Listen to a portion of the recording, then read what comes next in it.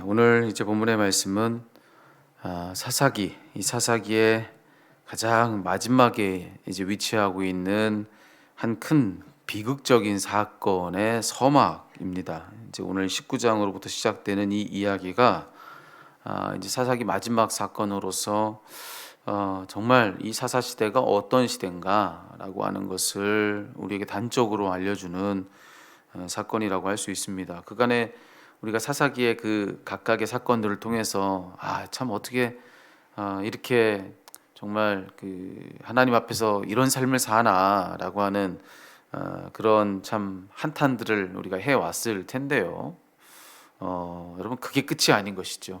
예, 정말로 어떻게 이렇게까지 하지? 그런데 그냥 그만큼이 끝이 아닙니다. 예, 그런 모습은 더 극단으로 치달아가는 것을 우리가 보는데 바로 이전에 있었던 그 어떤 사건과 비견이 되지 않을 만큼 더 정말 사사시대다운 그런 이야기가 이제 바로 이 19장 이 사건, 우리가 지금 읽은 이 일로부터 시작되고 이후로 이제 말씀이 이제 계속해서 이제 전개되어 가는 것을 이제 여러분 보시게 될 겁니다.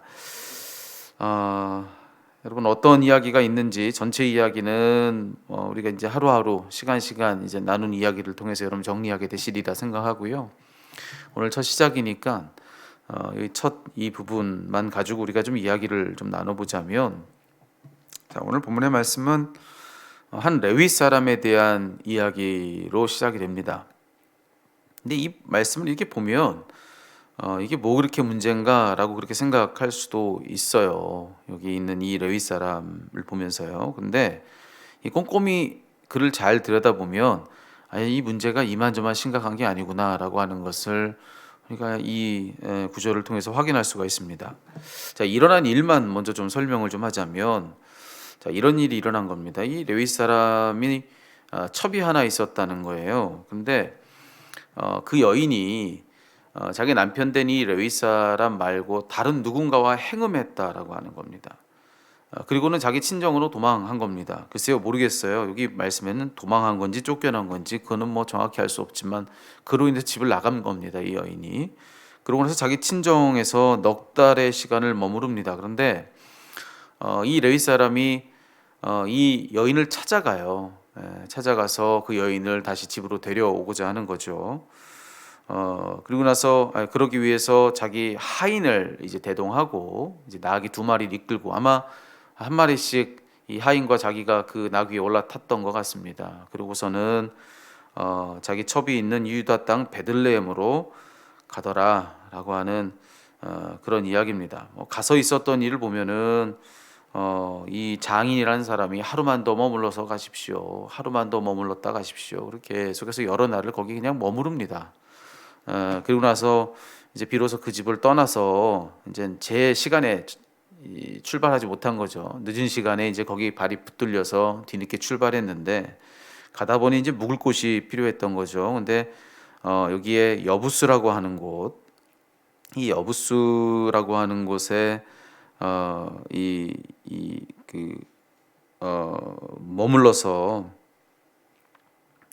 거기에 이제는 그 유숙을 하자 이제 그렇게 이야기를 이제 하게 됩니다. 그 종이 그렇게 청을 한 거죠. 근데 주인 입장에서는 그때 당시에 아마 이 여부스라고 하는 곳에는 유대인들이 살지 않았던 것 같아요. 이스라엘 사람들이요. 이방인의 땅이니까 거기 거룩치 않은 곳이라 여기고 아마 그것을 가려하지 않았던 것 같습니다. 이 레위인 입장에서는. 그러니까 거룩치 않은 거기에 있지 말고 우리 같은 민족 동족들이 있는 다른 성읍에서 머물자라고 해서 이 베냐민 지파가 자리하고 있었던 기브아라고 하는 곳으로 가는 겁니다. 이 라마라고 하는 것은 여러분 알다시피 그 라마 라옅이라고 하는 이야기도 들어보셨을 텐데 사무엘의 고향이 라마잖아요. 근데 이 라마나 기브아 여기 둘 중에 한 곳에 유숙하자. 근데 결정한 것은 기브아에 결정을 하는 거예요. 그래서 거기서 이제는 한 비극적인 일들이 이제 시작이 되는 겁니다. 거기서 이제 이후에 이제 이루어진 일이 뭔지는 여러분 이제 내일부터 읽을 또 말씀을 통해서도 확인해 보십시오. 오늘은 이제 딱 그런 내용들을 가지고 있는 대목이에요. 여러분 이 이야기 속에서 이 레위인에게 문제가 뭔가 여러분 그걸 좀 보시자면 뭐 문제가 한둘이 아니죠. 제일 먼저 여러분 레위 사람이라고 그를 소개해 주는 데는 의도가 있습니다. 그냥 그의 어떤 이름을 소개해 주지 않고 다 제쳐주고 그에 대해서는 딱 한 가지만 소개해 주고 있잖아요. 어느 한 레위 사람이 이렇게 얘기합니다. 이 레위 사람이라고 하는 것은 여러분 그가 특별한 거룩성을 요청받은 사람이라고 하는 것을 기억해야 되는 거죠. 레위. 이 레위 사람들은 제사장의 직분을 맡은 사람들입니다. 그렇기 때문에 이스라엘 다른 온 지파의 다른 사람들보다 더욱더 거룩한 삶을 살아야 했던 것이 바로 여기 이 사람이라는 것입니다. 근데 그런 레위 사람 중에 하나인 그는 지금 어떤가 봤더니만요, 여러 면에서 지금 그의 문제가 드러나는데 우선은 그에게 딸린 하인이 있었다. 이 대목이 또 눈에 들어와요. 그에게 하인이 있었다라고 그렇게 얘기를 하고 있고요. 자기 소유의 2마리의 나귀까지 그는 가지고 있었던 것을 또 이 말씀을 통해서 볼 수 있습니다. 뭐 그 정도는 뭐 그럴 수 있지 않을까 싶을지 모르겠지만 그렇지 않습니다. 당시에 이 레위인들에게 그럴 수가 없어요. 근데 뭐 그 정도는 또 지나간다 할지라도 이 다음부터가 문제인데 그에게 첩이 있었다라고 이야기를 해주고 있는 것입니다. 근데 여러분 이 첩이 또 행음하기까지 해요. 다른 남자와 행음했다라고 얘기하잖아요. 그렇다고 한다면은 이 첩을 다시 찾을 일이 없는 겁니다. 첩이 있었다는 건 또 그렇다 치더라도 이 행음한 여인을 다시 찾아와서 자기 곁에 두려고 이 남자가 다시 그 여인을 찾아가고 있는 이 모습이 또한 이 레위인에게 과연 이럴 수 있는가라고 하는 그런 의구심을 우리가 갖게 해주는 것이죠. 그러니까 뭐 이런 여러 가지 문제들을 가만히 들여다보면 여러분 과연 이게 레위인에게서 우리가 정말 볼만한 그런 모습들일까? 그렇지 않다는 것입니다. 어느 것 하나하나가 다 이 레위인답지 않은 그의 모습들을 우리가 여기서 확인하게 된다는 것입니다. 거룩한 것이 없는 겁니다. 그의 삶에는 이 거룩이라고 하는 것은 곧 구별이거든요. 그게 곧 거룩의 본질입니다. 그러니까 세상과 나를 구별하는 것, 그 명확한 경계선을 가지고 있는 사람들이 바로 거룩한 사람들이고 레위인이 그래야 될 사람들인데, 여러분 오늘 이 레위인의 모습을 통해서 우리가 확인하는 것은 그 어떤 구별된 지점이 보이지 않잖아요. 다 똑같잖아요. 그 당시에 이 시대를 살았던 사람들에게서 볼 수 있는 모든 모습들을 다 그에게 보는 거 아니겠습니까? 어찌 보면 그에게 삼손이 보이기도 하고, 그렇죠? 그 당시를 살았을 그 여느 누구도 다 이렇게 살았겠구나 할 만한 그런 모습들을 그에게 다 지금 보고 있는 거 아니겠습니까? 그런데 그가 레위인이라고 하는 게 문제인 것이죠. 가장 거룩해야 될 이 레위인까지도 세상과 똑같은 삶을 살았다라고 하는 고발이 지금 이 말씀 안에는 흘러가고 있는 겁니다. 세상과 구별된 지점이 있어야 되는데 세상과 똑같은 삶을 살았던 그의 모습을 보는 겁니다. 자, 이제 우리 이야기를 여기서 좀 해볼까요? 우리가 여기서 보는 것은 뭐냐? 여러분 레위인이라고 하는 그런 거룩한 이름을 가졌지만 그의 삶이 실제로 세상과 구별되지 않았다면 그런 그를 거룩하도 할 수 없다라고 하는 바로 이 점에 우리는 주목해야 하는 것입니다. 우리의 삶을 돌아볼 필요가 있어요. 그를 보면서 그를 거울 삼아 보자는 것이죠. 자, 우리는 얼마나 자주 세상과 우리를 구별합니까? 우리 주일이 되면은 이런 기도의 그런 문구를 듣는 것이 흔히 있는 일입니다. 한 주간 동안 세상에 나가 살다가 거룩한 주의 전으로 우리가 나왔습니다. 많이 우리가 들어보셨죠. 물론 주의 전은 거룩합니다. 하지만 우리가 아무리 오랜 시간 거룩한 성전에 거했다 할지라도 심지어 일주일 내내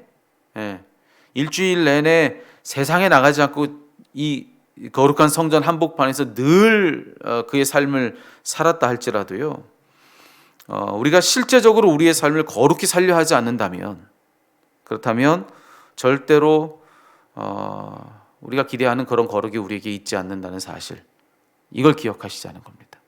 레위인은 저는 그걸 보여주는 사람인 것 같아요. 또 우리는 교회 다니는 사람들을 흔히 성도라고 부릅니다. 이 성도라고 하는 말을 우리가 그냥 교회 다니는 사람이라고 하는 그냥 그런 의미로 그냥 이렇게 우리가 부르지만 사실 그 의미가 뭡니까? 실제적인 의미가 거룩한 무리, 거룩한 백성이라고 하는 그런 뜻을 가지고 있는 말 아닙니까? 그러니까 우리는 거룩한 사람들이라고 하는 그런 정체성을 가지고 우리는 살고 있는 겁니다. 근데 여러분 마찬가지예요. 우리가 아무리 그런 의미를 가진 성도, 거룩한 백성, 거룩한 무리라 우리가 불린다 할지라도요, 우리가 실제적으로 거룩한 삶을 살려 하지 않는다면 세상 모두가 다 우리를 성도라고 불러도, 우리 곁에 누군가가 우리를 성도라 부르고 또 우리가 우리 자신을 아무리 성도라고 불러도요, 여러분 그런 거룩이 내게 있지 않다는 겁니다. 오늘 이 본문 말씀 속에 레위 사람을 기억하시자는 거예요. 거룩한 이름을 가졌지만 거룩한 삶이 없는 그에겐 거룩을 찾아볼 수 없지 않은 거 아니겠습니까? 오늘 딱 내가 그와 같을 수 있다는 것을 기억하시자는 거예요. 거룩은 내가 오늘 바로 이 시간 여기서 거룩한 삶을 살려 하는 그런 삶을 통해서 이루어지는 것이지 그 어떤 다른 것으로 이루어지는 것이 아니다라고 하는 것을 우리 기억하시자는 겁니다. 거룩한 삶을 실제적으로 사는 그런 삶이 있어야 그 사람이 거룩하지 다른 어떤 것 가지고 거룩하게 되는 것 아니다 이거예요. 여러분 이렇게 말한다고 오해하지 마십시오. 물론 거룩은요 절대로 내 공로로만 이루어지는 내 노력의 결과가 아닙니다. 거룩은 뭐냐? 우리는 그렇게 생각하기가 쉽죠. 거룩을 그저 우리 성도들은 생각할 때에 저를 포함해서 우리 모든 지금 이 시대에 우리 모든 기독교인들이 그냥 예수 믿고 교회 열심히 다닌 결과가 거룩이라고 생각을 합니다. 근데 조금 더 우리가 생각해 볼 필요가 있어요. 거룩은 뭐냐? 이 두 가지가 아닌 것을 좀 기억하시자는 거예요. 첫 번째는 내 공로로 이루어지는 내 노력의 결과는 분명 아닙니다. 하지만 동시에 또 뭐는 아니냐? 그저 내 아무런 노력 없이 그저 은혜로만 내게 이루어진 어떤 마법적인 결과도 아니다. 이 두 가지를 우리가 동시에 기억하시자는 거예요. 다시 말씀드려볼까요? 거룩은 뭐가 아니냐? 첫 번째로 분명 내 공로로 이루어지는 내 노력의 결과가 아닙니다. 분명히 그거는 은혜의 결과예요. 우리 주님의 거룩해 해주시는 은혜의 결과로서 우리는 거룩에 이릅니다. 하지만 동시에 또 뭐는 아니냐? 절대로 그저 은혜로만 이루어지는 어떤 마법적인 결과도 아니라는 거예요. 거긴 반드시 내 삶의 노력도 필요하다는 것입니다.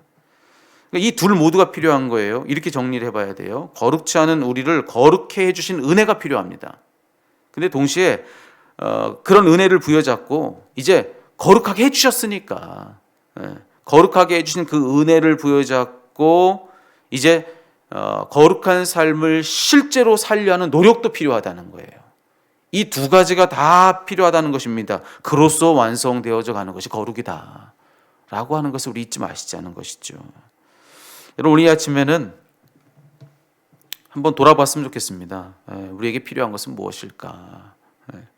오늘 우리의 삶을 세상과 구별하기 위해서 내게 필요한 것은 무엇일까? 은혜인가 아니면 노력인가? 우리에게 필요한 것이 무엇인지를 한번 돌아보셨으면 좋겠습니다. 어쨌든 거룩한 변화는 절대로 우리 안에서 이루어지는 것이지 그것이 은혜이든 노력이든 우리 안으로부터 일어나는 일이지 절대로 우리 겉껍질 우리의 허울의 변화를 덧입는다고 해가지고 그걸로 이루어지는 것이 아니다 라고 하는 것만은 오늘 이 말씀을 통해서 우리가 기억해야 할 것입니다. 오늘 이 레위인을 거울 삼아 봤으면 좋겠습니다. 그는 거룩한 이름을 가졌고요. 또 그리고 늘 거룩한 일을 하면서 거룩한 그런 처소에 거했던 사람입니다. 하지만 그 사람은 하나도 거룩치 않다라는 것입니다. 여러분 이 거룩한 삶을 살려 하지 않으면 우리 주님께서 여러분을 거룩해 해주셨어도 그런 여러분에게서는 거룩이 보이지 않을 것입니다. 제게도 그럴 것이고요. 그럼 여러분 오늘 이 아침에는 어떤 노력을 한번 해보시겠습니까? 여러분을 거룩해 해주셨는데 그 은혜를 힘입은 이제 여러분의 이후의 삶은 어떠해야 하겠습니까? 어떤 노력을 기울이겠습니까? 거룩해 해주신 그 형상을 가지고 여러분 어떤 모습을 가지고 사시겠습니까? 여러분 그 삶의 결단들을 하나님께서 우리에게 맡기셨다는 사실을 기억하시고 오늘 삶을 분투하며 오늘 하루의 삶을 거룩하게 단장해 나가는 저와 여러분 우리 모두가 되었으면 좋겠습니다.